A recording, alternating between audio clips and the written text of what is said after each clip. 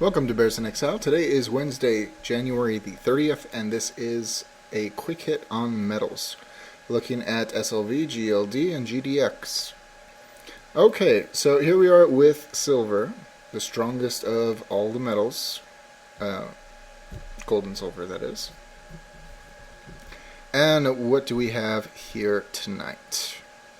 Well, it certainly went higher than I thought it would. I thought it would be stopping around the 30.5 area. Get a little closer here. And instead it decided to gap above it, which is pretty ridiculous. But anyways, it is what it is. Briefly able to overcome 31, and we have this nice little shooting star candle. Excellent. I really like that. We did have a volume surge today. Excellent. Higher than it has been for essentially the whole month.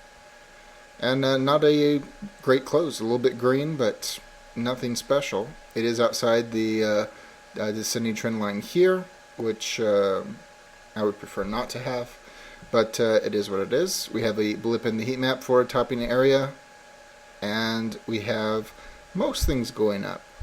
The MACD histogram, RSI, fast stochastic, CCI, 14-day RSI moving average.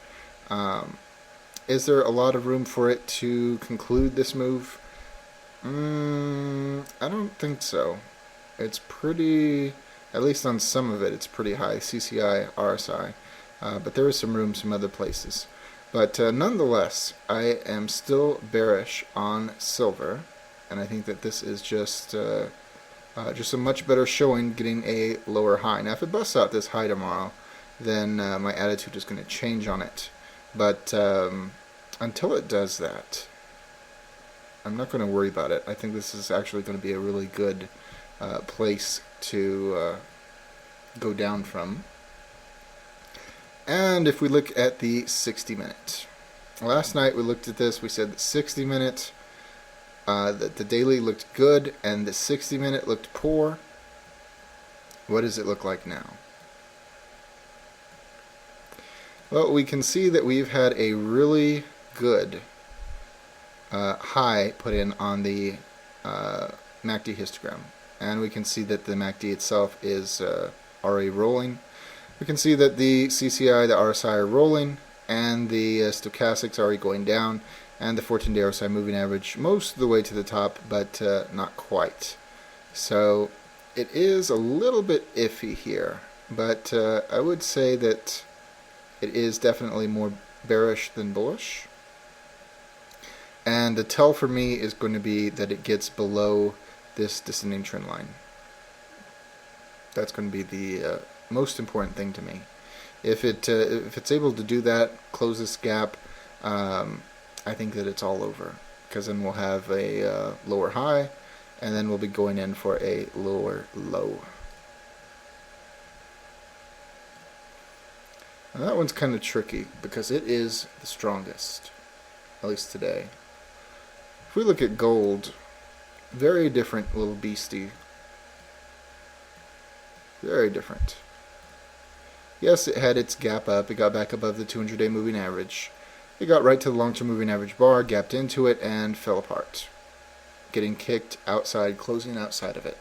That is weakness, and not a good showing at all.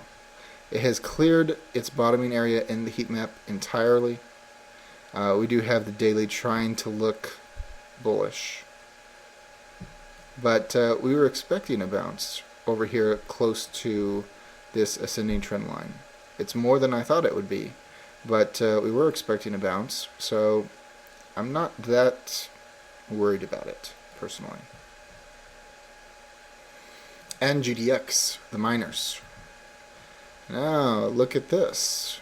Very interesting, isn't it? We can't have the metals just running away without the miners. It just doesn't, shouldn't work that way. And what do we have today? Well, we had no uptick yesterday. We noted that. And today we have a bearish engulfing of yesterday's real body. which is a bad sign. So we have nothing to repair here at this moment. And what do we have? We have the 14-day RSI moving average going down. We alleviated most, or at least a good chunk of the bottoming area in the heat map. We do have things trying to turn a little bit, MACD histogram, the CCI, but the RSI going sideways, the MACD still going down. This is much worse than gold and much worse than silver. This continues on its way to the downside, and now we have some room with the lower Bollinger Band. It should drag metals right with it. So just a little more coloring to what's going on, and one of the reasons why I believe the move in silver is overdone to the upside. Overdone. And there it is. As always, all investing decisions are your own. This chart and video for entertainment, educational, and consumption of time purposes only. Thank you very much.